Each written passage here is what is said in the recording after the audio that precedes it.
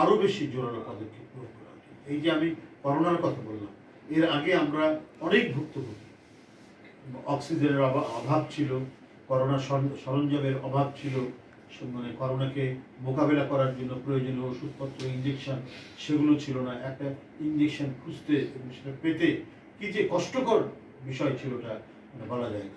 তো এর মধ্যে তো বেশ সময় গেছে। এখন তো সরকারের একটা ভালো প্রস্তুতি থাকা দরকার, যে যাতে মানে একেবারে মুমূর্ষু করোনা আক্রান্ত রোগীর জন্য তাদের যে প্রয়োজনীয় এবং গুরুত্বপূর্ণ যে ইঞ্জেকশন এবং ওষুধপত্র, এটা যেন কোনো ঘাটতি না হয়, সেটা তো সরকার আশ্বস্ত করতে হবে দেশবাসী, জানাতে হবে দেশবাসী। হ্যাঁ, বাংলাদেশের প্রতিটি হাসপাতাল, সরকারি হাসপাতাল এবং অন্য ক্লিনিকে যথেষ্ট অক্সিজেন সরবরাহ আছে। এই অক্সিজেনের অভাবের কারণে অনেকেই মারা গেছে। ঠিক তেমনি ডেঙ্গুর জন্য যে প্রতিরোধ ব্যবস্থা, সেই প্রতিরোধ ব্যবস্থা যদি গড়ে তোলা না হয়, আওয়ামী লীগের আমলের পুনরাবৃত্তি হয়, তাহলে কিন্তু মানুষ এই বিষয়টা ছেড়ে দেবে না। বন্ধুরা আমার, এই পরিস্থিতির মধ্যেই আমাদেরকে মানে আমরা দিনাতিপাত করছি। এই জন্যই আমরা বলছি অবিলম্বে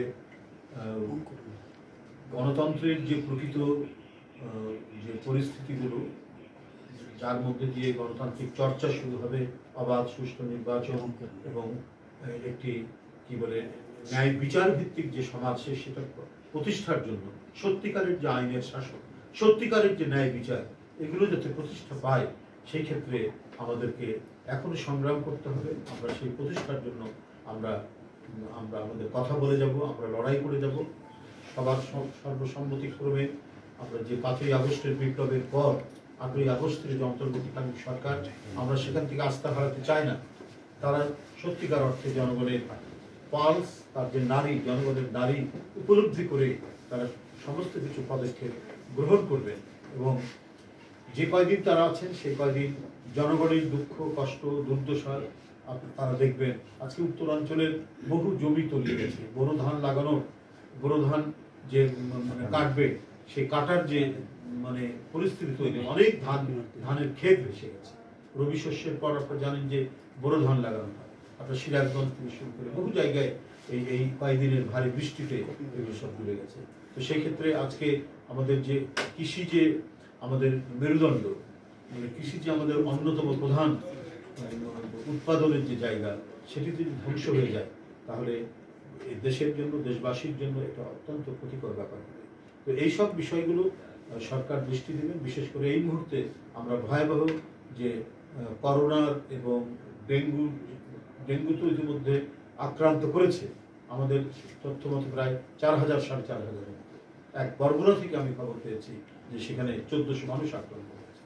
তো এগুলোর ব্যাপারে দ্রুত পদক্ষেপ নিয়ে মানুষকে বাঁচাতে হবে এবং যে ভয়াবহ ডেঙ্গুর আমরা আভাস পাচ্ছি এবং কিছু মানুষ আক্রান্ত হচ্ছে, এর পরে যেন এটা না শোনা যায় যে প্রয়োজনীয় সরঞ্জামের অভাবে ডেঙ্গু রোগীদেরকে চিকিৎসা করা যাচ্ছে। কারণ এর মধ্যে অনেক সময় পেয়েছে অন্তর্বর্তীকালীন সরকার, এর মধ্যে তারা জনগণকে বাঁচানোর জন্য জনস্বার্থে তারা ব্যাপক উদ্যোগ গ্রহণ করবেন, এই আশাবাদ ব্যক্ত করে আমরা এই গুম কমিশনের রিপোর্ট আমরা দেখতে পাচ্ছি। তাহলে কারা এই রাষ্ট্রের তত্ত্বাবধানে আইন শৃঙ্খলা বাহিনী যারা ছিল, তাদেরকে দিয়েই এই ভয়াবহ গ্যাস চেম্বারগুলি ইয়ে করা হয়েছিল, বানানো হয়েছিল। এই মৃত্যুপুরীগুলো, এই মৃত্যু ঘরগুলো, এই দম বন্ধ করা মানে কি বলে যে আপনার রুদ্ধশ্বাস, এই সমস্ত কক্ষগুলো তৈরি করা হয়েছিল, যার নাম দেওয়া হয়েছিল হাসপাতাল, যার নাম দেওয়া হয়েছিল কি বলে ক্লিনিক। অর্থাৎ ভয় দেখিয়ে, মানসিক শারীরিক নির্যাতন করে তার যে পথ, তার যে চিন্তা, তার যে গণতান্ত্রিক অধিকার, সেইখান থেকে বঞ্চিত করার যে রাষ্ট্রের ভয়াবহ এবং এক মূর্তিমান আতঙ্কের রূপ যে নিয়েছিল, তার প্রমাণ আমরা এখন আরো আমরা পাচ্ছি। শেখ হাসিনা থাকতেই যেমন আমরা বিভিন্নভাবে পেয়েছি, এখন অরিজিনাল জিনিসগুলো পাওয়া যাচ্ছে। তো এই তো ছিল ফ্যাসিবাদের আমল। সেই ফ্যাসিবাদের ক্ষমতা চলে যাওয়াতে তারা মানে দিশেহারা হয়ে গেছে। এই জন্য অস্ত্র নিয়ে নামতে বলছে শেখ হাসিনার স্বরাষ্ট্রমন্ত্রী আসাদুজ্জামান কামাল। যে সাবেক